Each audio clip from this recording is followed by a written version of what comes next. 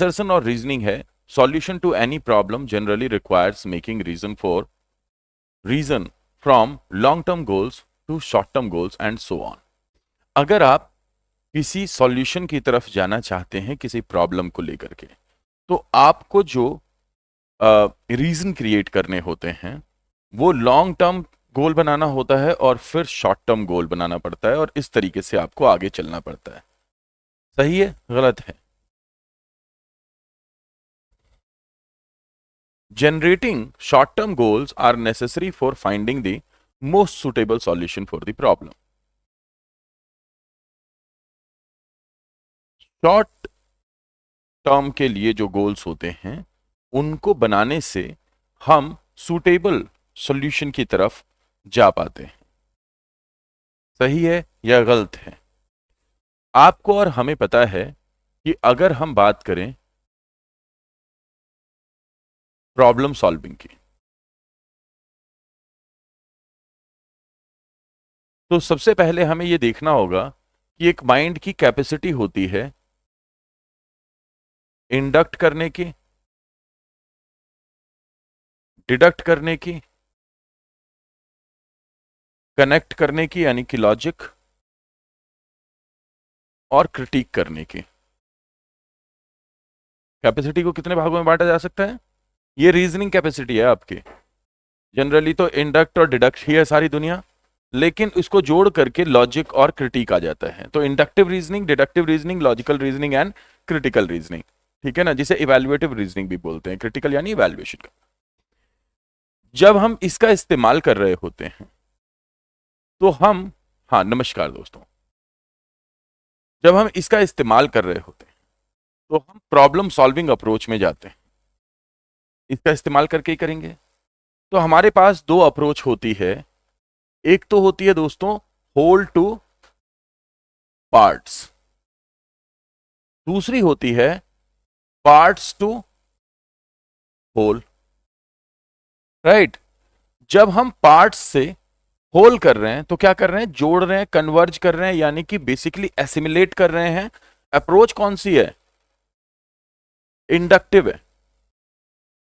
तो इसका मतलब डिडक्टिव तो कुछ लोग कर सकते हैं या कुछ ही लोग बेहतर तरीके से कर सकते हैं, लेकिन इंडक्टिव ज्यादातर लोग लागू कर सकते हैं। तो पार्ट से होल तक जाना, इसका मतलब क्या है कि पहले आपको क्या करना पड़ेगा? एक लॉन्ग टर्म गोल बनाना पड़ेगा कि फाइनल सॉल्यूशन तो मुझे ये चाहिए भाई, लेकिन इस सॉल्यूशन पे पहुंचने के लिए मुझे पहले यहां पहुंचना पड़ेगा, और उस पे पहुंचने के लिए पहले मुझे ये करना पड़ेगा, और इस पे पहुंचने के लिए ये जो छोटी सी सामने समस्या दिख रही है पहले हमें इसका सॉल्यूशन करना पड़ेगा।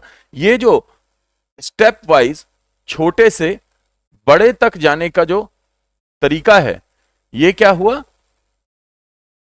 ये एक इंडक्टिव रीजनिंग से आने वाली parts to whole problem solving approach है। और ये डिडक्टिव रीजनिंग से आने वाली, डिडक्ट डिड्यूस तोड़ना, ये डिडक्टिव रीजनिंग से होकर के आने वाली होल टू पार्ट की अप्रोच है, जिसमें हम डिड्यूस कर रहे हैं। राइट? अब इसी में हम अगर जोड़ दें मींस एंड को, यानी हमारे पास कौन से साधन हैं, हमारे पास कौन से साधन हैं और हम उनसे कैसे अपने रिजल्ट पे पहुंचेंगे। ध्यान से देखो जरा, यहां पे हमारे कौन से साधन हैं और यहां हम कौन सी जगह पे पहुंचना चाहते हैं। तो जो टेक्निक अपनाई गई वो कौन सी है? Means and analysis. Right? Finally मुझे जो सॉल्यूशन चाहिए वो ये वाला चाहिए। फाइनली मुझे सॉल्यूशन क्या चाहिए? ये चाहिए, लेकिन मेरे हाथ में ये है, तो मुझे क्या करना पड़ेगा? Moving backward. ये हो गई प्रॉब्लम सॉल्विंग अप्रोचेस। इन सभी में जनरली जो प्रॉब्लम सॉल्विंग अप्रोच लगती है उसे आपको ब्रैंसफोर्ड के आइडियल से समझना होगा। ब्रैंसफोर्ड ने एक आइडियल अप्रोच दी है। क्या करते हैं हम? सबसे पहले हम प्रॉब्लम को आइडेंटिफाई करते हैं, फिर उसे डिफाइन करते हैं।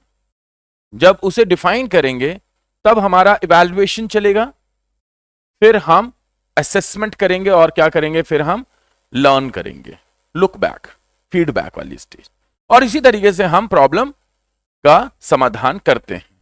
तो रीजनिंग और प्रॉब्लम सॉल्विंग अप्रोचेस ये हैं जिन्हें आपको ध्यान रखना पड़ेगा और स्ट्रक्चर वाइज समझना पड़ेगा। इनके कुछ स्पेसिफिक मेथड्स हो सकते हैं, बट ये एक ऐसा एरिया है जिसके अंदर तक जाने की बहुत जरूरत यहां नहीं पड़ती है, राइट।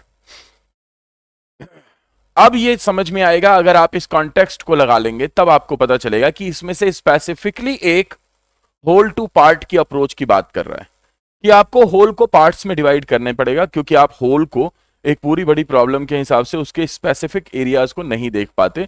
जब आप उसके स्पेसिफिक एरिया को देख लेंगे तो फिर आप उसके लिए सॉल्यूशन ढूंढेंगे और इस तरीके से होल प्रॉब्लम अपने आप सॉल्व हो जाएगी। लेकिन पहले एक एक हिस्से को सॉल्व करना जरूरी है। आपको पता है ये क्या है? ये वो है जो रिसर्चर जो रिसर्च के लिए जो तरीका यूज करते हैं, ड्यूरिंग द रिसर्च यूज होने वाला तरीका है कि पहले होल सिनारियो को देखा जाता है और उसको पार्ट्स में डिवाइड कर दिया जाता है। And in this way the answer would be 4।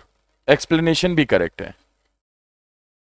हाँ, तो क्योंकि यहां पे आप या तो देयरफॉर लगाएंगे या फिर लगाएंगे बिकॉज, डिपेंड करता है।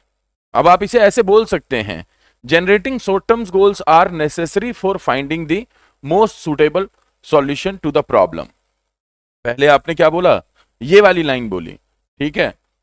Because solution to any problem generally requires making reason from long term to short term goals.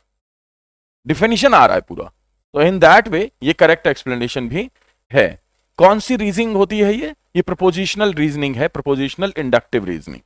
Paper 1 में जो लॉजिकल रीजनिंग का सेक्शन है वो यही है, इसलिए मैं आपसे बहुत ज्यादा AR के क्वेश्चन डिस्कस करता हूं।